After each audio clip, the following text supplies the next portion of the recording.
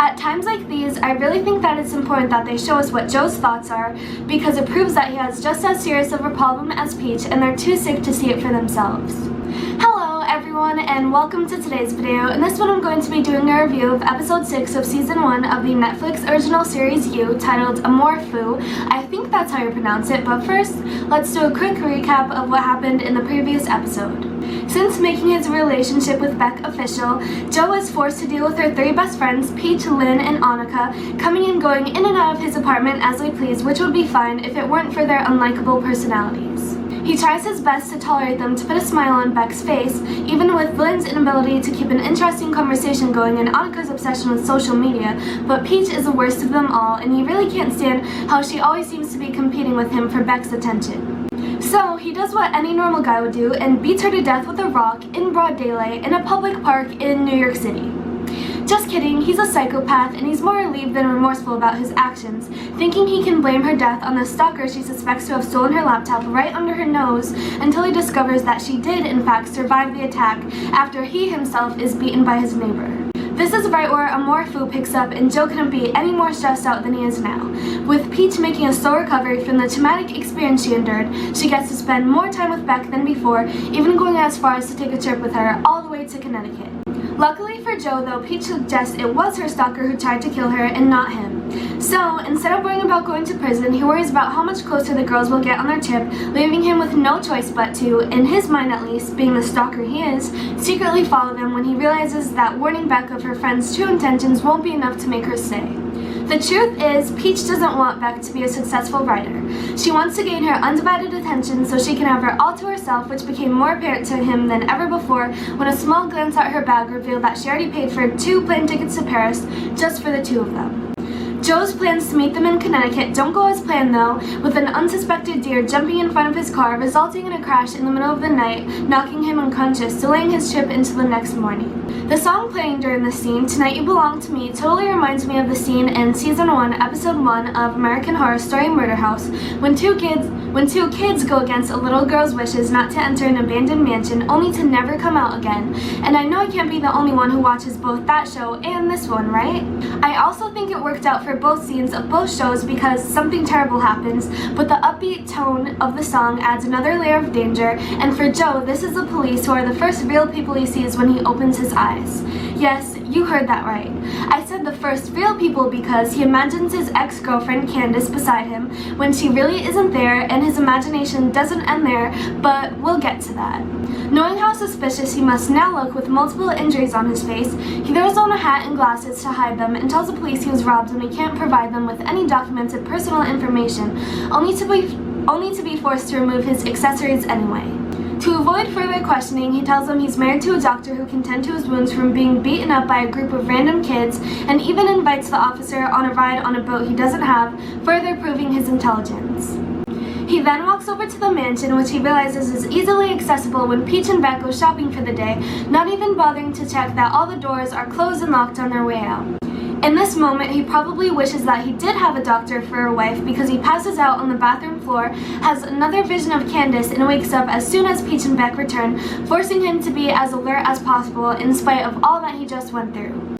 He also wishes that he could give Beck the kind of life that Peach can, thinking he's more deserving of her than she is by calling her unstable and obsessed, when really, they both are.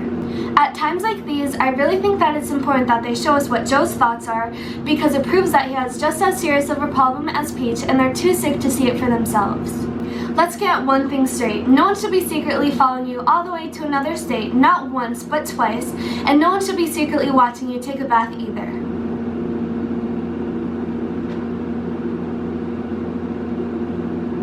As if things couldn't get more intense than they already are, Joe pees in a jar, providing the police with some pretty damning evidence if they ever feel the need to track him down again, and slams the door, provoking Peach to pull out a gun from one of her many designer bags to protect herself and Beck from any possible danger. Here's the part where a mutual friend of theirs shows up at the door, erasing Peach's mind of any fear except for the possibility of losing Beck over the argument they had before her alleged suicide attempt.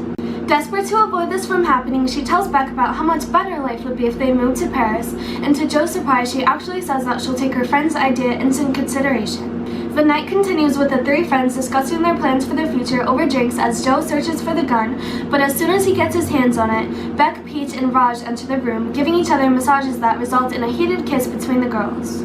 Peach clearly wants more, but Beck pulls away seconds later, leaving Peach alone with Raj, who doesn't turn down the offer to have a little more fun before the night is over. Meanwhile, Beck and Joe are discussing her desire to live in New York City rather than Paris via text message, clueless that he actually knows what she's talking about because he's under the bed that her friends are currently on, taking advantage of their privacy from her. Unable to get out from under it without anyone knowing, Joe is forced to fall asleep on the floor, the gun still pressed tightly to his chest.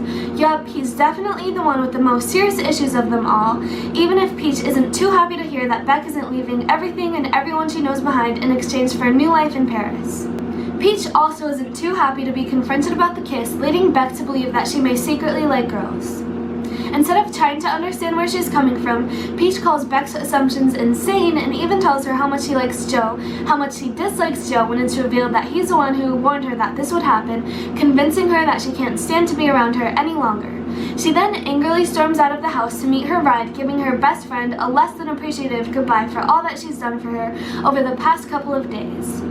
Being honest could have saved them from a lot of arguing, but Joe sees this as a good thing because for the time being she's ridden herself of her simultaneously best and worst friend, a situation that continuously reminds him of Candace. He believes that she cheated on him and hallucinates her for the millionth time that week through Peach, who catches him with a gun and grabs it from his hands in a moment of weakness. She now believes that he is a person who stole her belongings and attacked her in the park in broad daylight, and she's not wrong. She's also not wrong that now there's not enough room for the two of them in Beck's life, provoking her to shoot him. In the silence of the minutes that follow, she's convinced that he's dead, but he fools her just until she's close enough to kill. Since the actress who plays Peach, Shay Mitchell, won't be on the show anymore, I'm a little sad, but I think they killed her off in a brilliant way. Just know that when I say brilliant, I mean that they made it super action-packed, not that dying after getting into a fight with your best friend and requited love is that brilliant. The police don't think so either, especially not the officer who saw Joe earlier. He fled the scene as quickly as he possibly could with a bullet in his leg by going to Paco's mother for help, which she gladly provides to him after all that he's done for her family. She even broke up with Ron for not treating Paco the way a father should, a huge step in her character development. I guess that in this episode, I learned that being kind to others really does pay off, especially when you're a serial killer. Well, that's going to be the end of today's video. I hope you all enjoyed watching it as much as I enjoyed making it for you guys, and I'll see you in the next one. Bye!